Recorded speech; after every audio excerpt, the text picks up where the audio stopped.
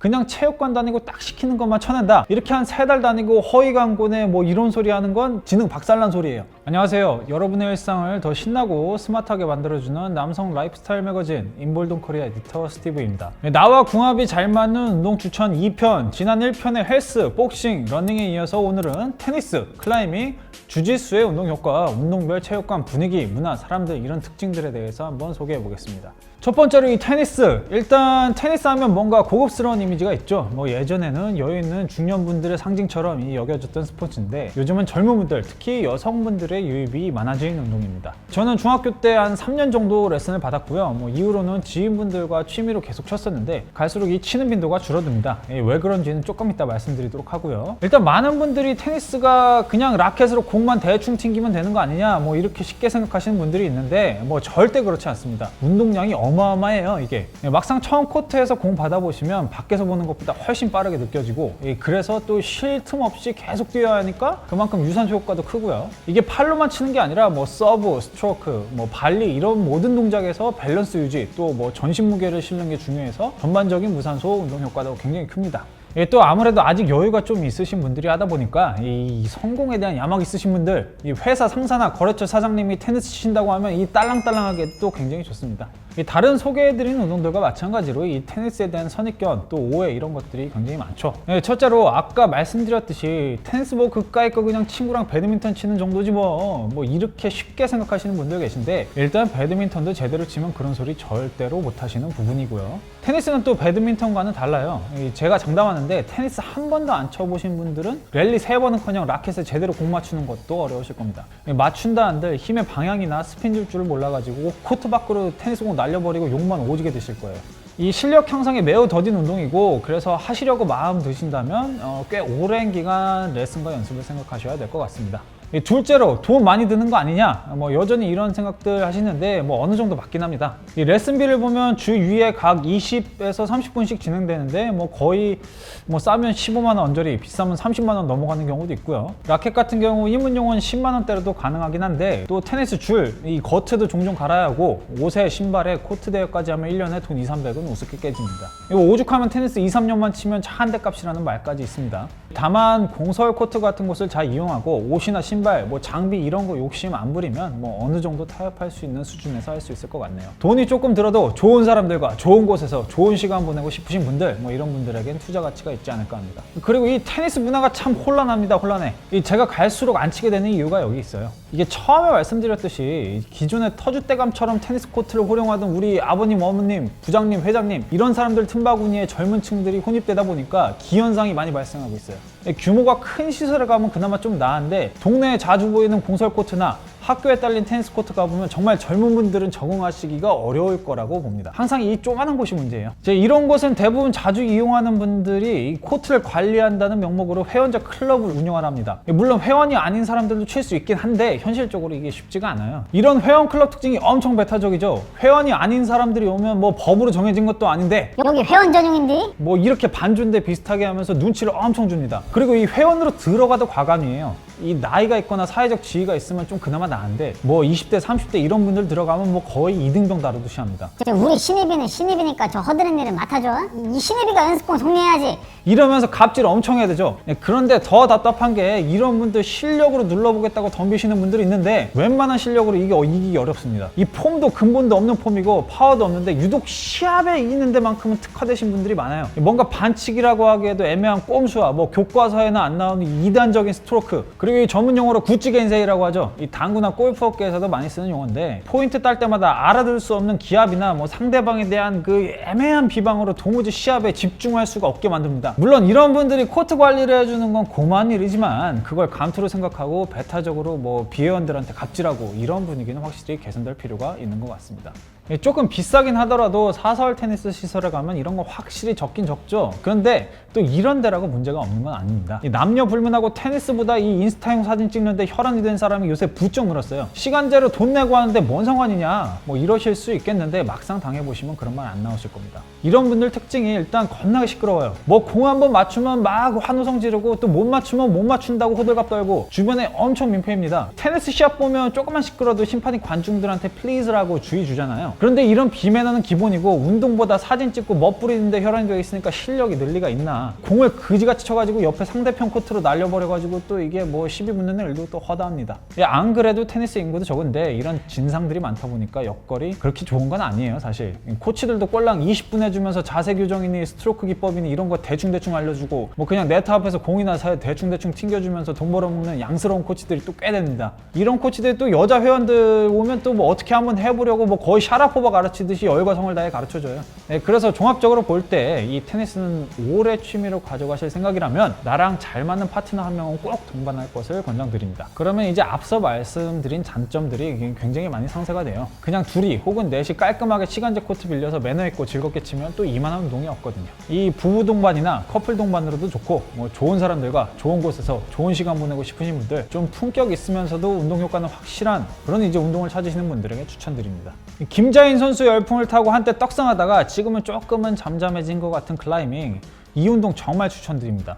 솔직히 저는 클라이밍은 뭐 한 3개월 정도밖에 안 했었는데 지금도 시간과 여건만 된다면 다시 하고 싶어요. 이 클라이밍은 그 자체로 감량 효과가 뭐 엄청 뛰어나지는 않습니다. 감량이 최우선 목표라면 이 편에서 말씀드린 러닝이나 복싱을 집중적으로 하시는 게 더 효과적일 수 있고요. 다만 근지구력, 특히 등, 기립근, 복부, 둔근 이런 것들을 포함한 코어 부위와 또 어깨 부위 근지구력 향상에 특화되어 있습니다. 유연성을 기르는 데도 매우 좋습니다. 유연성을 동반해야 난이도 있는 구간을 더 수월하게 공략할 수 있고요. 특히 고관절 유연성을 요구하는 동작이 많아서 고관절 기능 향상에 크게 도움됩니다. 이 고관절 같은 경우 몸의 밸런스를 잡는 데 크게 관여하고 허리와 무릎, 등에 가해지는 하중을 몸의 다른 각 부위로 분산시켜줘서 굉장히 중요하다고 할 수 있습니다. 또 볼더링이라고 하죠. 정해진 코스를 순서대로 올라가는 경우도 그렇지만 특히 나중에 실력이 올라가면 스피드, 리드 이런 것들도 하는데 이렇게 빠르고 자유롭게 클라이밍 하는 경우 뭐 순간적으로 내가 어떤 홀드를 어떤 그립과 엣징으로 그러니까 어떤 자세로 딛거나 잡고 목표 지점까지 올라갈지 빨리빨리 선택하지 않으면 금방 지쳐가지고 실패하거든요. 그래서 이게 그냥 매달려서 힘으로 올라가기만 하는 단순한 운동이 아니라 매우 뛰어난 운동 능력, 거기다가 순간적인 판단력과 사고력까지 동반해야 할 수 있는 운동이라고 할 수 있을 것 같습니다. 영화 미션 임파서블 2 보면 톰 크루즈가 이 암벽 등반하는 장면이 있잖아요. 뭐 거기 빙의해가지고 하다 보면 스릴도 있고 또 퍼즐 푸는 재미까지 느낄 수 있는 운동이라고 할 수 있을 것 같습니다. 클라이밍 관련된 잘못된 상식과 선입견들, 첫째로 이건 당연히 할 수 있는 걱정인데 위험하지 않느냐는 질문이 굉장히 많죠. 모든 운동이 마찬가지겠지만 이 하기 나름입니다. 코치님 말씀 잘 듣고 무리하거나 까불지만 않으면 크게 다칠 일 없고요. 대부분 다치시는 분들 보면 이 체력과 근력이 갖춰지진 않았는데 말 안 듣고 이 다이노라는 기술이 있거든요. 다이나믹 무브먼트, 멀리 떨어진 높은 홀드로 점프하듯이 가는 이런 기술인데 이런 거 객기로 흉내내다가 꼭 다쳐요. 이 말만 잘 들으면 크게 다칠 일 없고요. 다만 이게 거친 표면에 몸을 이렇게 부대끼면서 하다 보니까 이 쏠리거나 까지는 잔상처들은 좀 생기는 편이라고 보시면 될 것 같습니다. 둘째로 이 손에 굳은 살 많이 박히지 않느냐, 뭐 여성분들뿐만 아니라 요즘은 남성분들도 손 관리 많이 하셔서 그런지 굳은 살 걱정을 많이 하시긴 하는데 많이 생깁니다. 이건 어쩔 수가 없어요. 그리고 어차피 뭐 손잡을 애인도 다들 뭐 없으실 건데 그리고 이 클라이밍 문화 저는 개인적으로 모난 데도 없고 참 좋아 보입니다. 그도 그럴 게 이 홀드 붙잡고 대롱대롱 매달려가지고 죽느냐 사느냐 이 위태로운데 뭐 다른 사람이랑 전문 용어로 이 노가리 깔 시간이 없어요. 이 참고로 체육관이 오래 잘 되는 곳들의 특징을 보면 사람들끼리 말을 많이 안 합니다. 이 모든 불화와 반목과 암투와 질시가 뭐 이 사람들이 모여서 노가리 깔 때 이게 많이 생기거든요. 또 은근 클라이밍 동호회도 요즘 많이 생겼는데 운동하시는 분들이 대부분 혼자 올라가면서 뭐 정신 수양도 겸하겠다 뭐 이런 분들이 많아서 그런가 동호회 문화도 대체로 젠틀한 편입니다. 다만 비교적 다른 운동들에 비해 대중화가 늦은 운동이기도 하고 뭐 또 저변화가 많이 안 돼 있어서 그런지 몇몇 체육관들 가보면 체육관 체계가 잘 잡히지 않은 곳들이 있어요. 이런 데 가보면 그냥 이제 개판입니다. 코치들은 안전관리도 잘 안 해가지고 이제 다친 사람도 많이 나오고 사람 관리도 제대로 안 해가지고 운동할 생각보다 종족 번식 욕구에 충실한 이 껄떡충들이 판치는 광경을 볼 수 있으니까 이 체육관 선택에 특히 신중하셔야 될 것 같습니다. 또 이 클라이밍을 하다 보면 이 체육관 밖으로 나가서 진짜 암벽 등반을 하거나 혹은 좀 높이가 있는 시설에 가서 이제 클라이밍을 해보고 싶은 욕구가 생기기 마련인데 아직까지 이게 인프라가 많이 갖춰져 있지 않다는 점, 이런 것도 잘 참고하셔야 될 것 같네요. 그래서 종합적으로 판단해보면 뭐 이런 분들에게 추천드리고 싶습니다. 운동하면서까지 뭐 다른 사람과 부대끼고 싶지 않으신 분들, 체중 감량보다 지구력, 인내심, 대담함, 순간적인 판단력, 순발력 향상을 하고 싶으신 분들,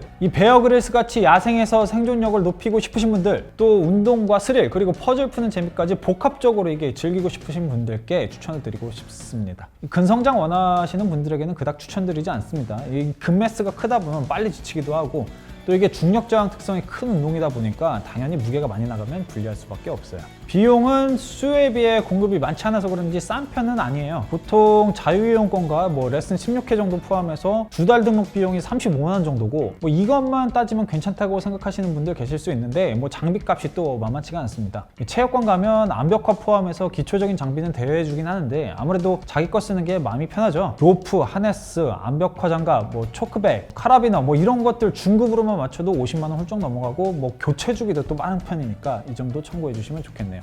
자, 대망의 마지막 종목 주짓수입니다. 요즘 아주 열풍이죠. 특히 여성분들 등록률이 기하급수적으로 올라가고 있는 운동입니다. 저는 체육관에 등록해서 배운 적은 없고 종합격투기 체육관 운영하시는 분이랑 뭐 친분이 있어가지고 그분 체육관 틈틈이 가서 복싱 훈련하고 주짓수 훈련 같이 하고 있는데요. 이 운동 효과부터 말씀드리면 뭐 여자도 남자를 이길 수 있는 운동 이렇게 많이 인식되곤 하는데 이 확실히 체급이나 신체적 조건을 기술로 상쇄할 수 있는 그런 정도가 큰 운동이라고 할 수 있을 것 같습니다.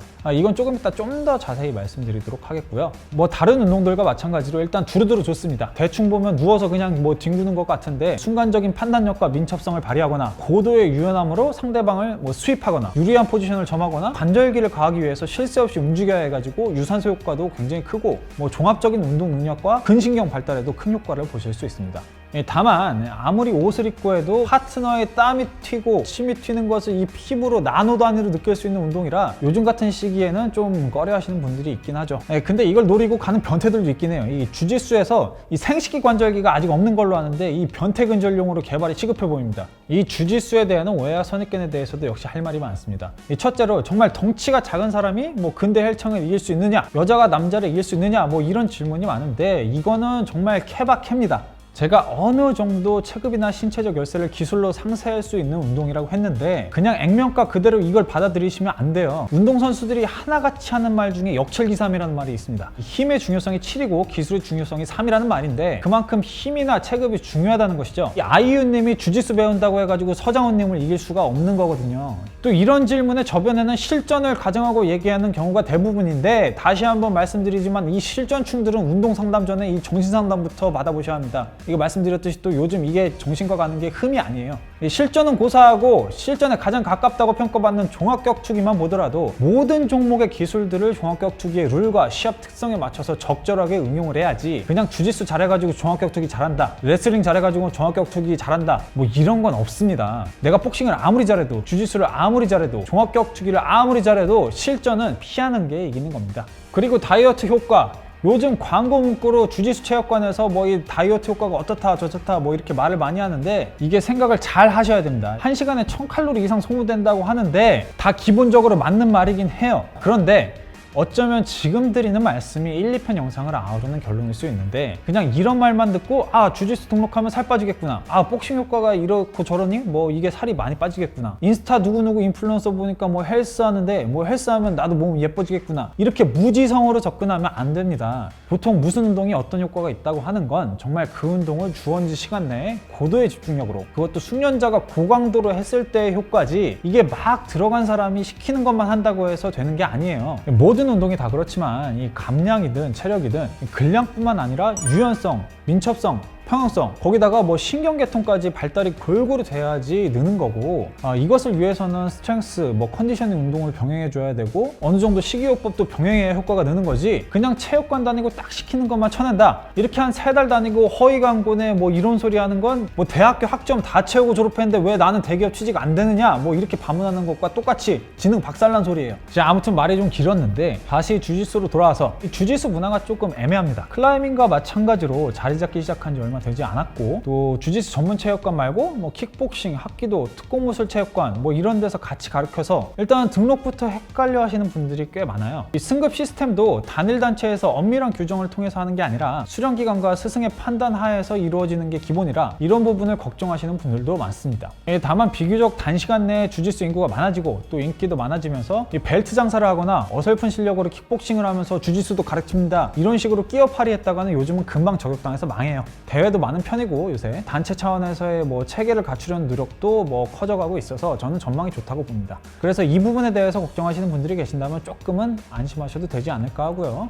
그 다음에 이건 개개인마다 장점으로 느낄 수도 있고 단점으로 느낄 수도 있는 부분인데 다른 운동에 비해 단합이 잘 되는 편입니다. 주짓수 체육관들 보면 무슨 팀 이런 식으로 운영되는 곳이 많은데 이 육체적인 단련뿐만 아니라 정신적인 측면도 중요시하는 운동이라 그런지 이 집단적인 규율과 또 연대를 강조하는 곳이 굉장히 또 많습니다.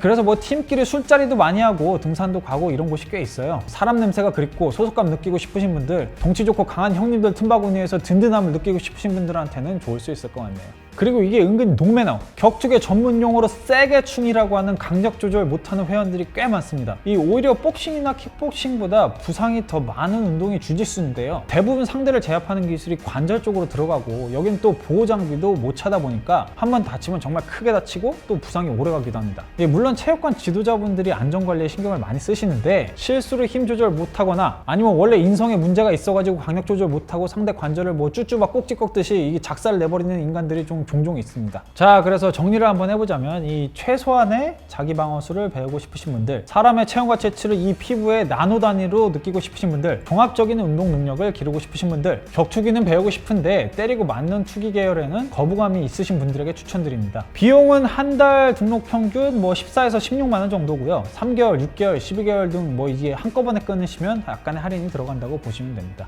도복 같은 경우 5만 원 안쪽인데 뭐 등록 계열수에 따라서 무료로 제공하는 체육관도 있고요. 그 외 크게 부수적으로 드는 비용은 없다고 보시면 될 것 같네요. 자, 이렇게 나와 궁합이 맞는 운동, 뭐 헬스, 복싱, 러닝, 테니스, 클라이밍, 주짓수까지 이제 1, 2편에 걸쳐서 알아봤는데요. 여러분 각자에게 맞는 운동을 찾는 데 도움이 됐을지 모르겠습니다. 1편에서도 말씀드렸듯이 이 제 경험과 의견이 각 종목 전체를 대변하는 건 아니고 또 몇몇 부분은 재미를 위해서 다소 일반화시킨 부분도 있으니까요. 불편하신 부분이 있으셨더라면 너그러이 양해 부탁드리겠습니다. 어쨌든 매번 운동 계획만 세우시고 실천 못하신 분들 올해는 꼭 궁합 잘 맞는 운동 시작하셔서 무병장수 건행하셨으면 좋겠습니다. 오늘 준비한 내용은 여기까지고요. 앞으로도 빠르고 유익한 라이프스타일 소식으로 찾아뵐 테니까요. 구독과 좋아요, 알림 설정까지 부탁드리겠습니다. 감사합니다.